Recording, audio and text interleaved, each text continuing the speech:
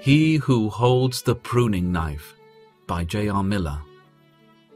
I am the true vine, and my Father is the gardener.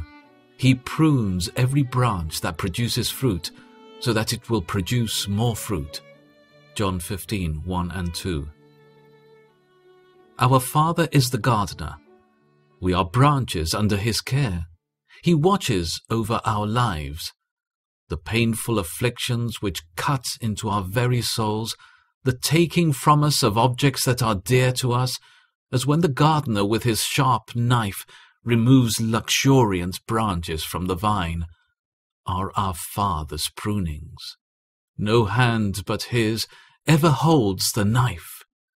We are sure, then, that there is never any careless cutting, any unwise or mistaken pruning, any needless removing of rich branches or growths.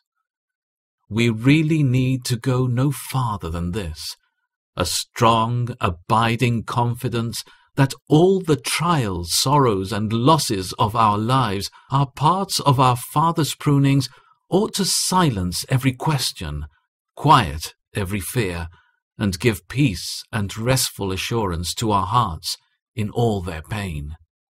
We cannot know the reason for the painful strokes, but we know that He who holds the pruning knife is our Father. That is all we need to know. The other thought in the Lord's parable is scarcely less full of comfort to a Christian. Jesus says that it is the fruitful branches which the Father prunes. He prunes every branch that produces fruit, so that it will produce more fruit. Afflictions are not, then, a mark of God's anger or disapproval.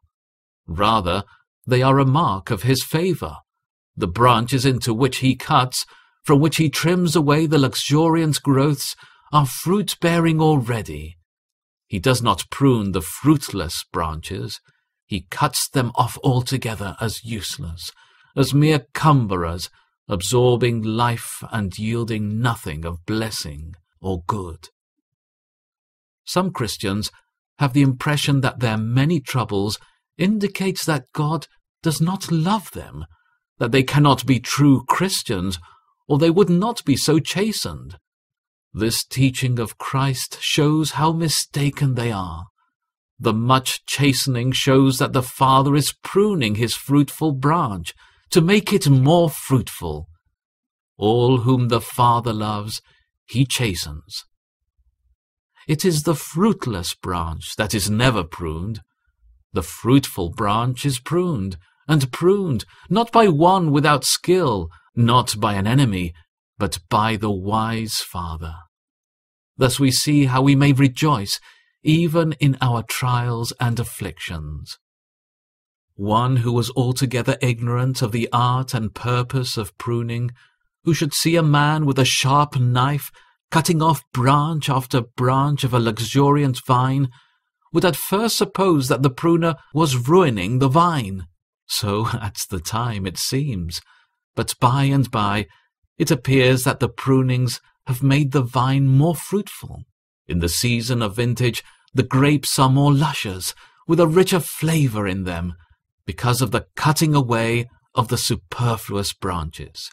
In like manner, if an angel who had never witnessed anything of human suffering, and who knew nothing of its object, were to see the Father causing pain and affliction to His children, it would seem to him that these experiences could only be destructive of happiness and blessing. But if the angel were to follow those chastened lives on to the end, he would see untold blessing coming out of the chastenings.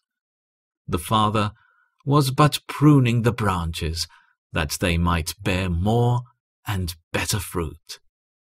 We should never lose sight of the divine purpose in all trials, to make our lives more fruitful.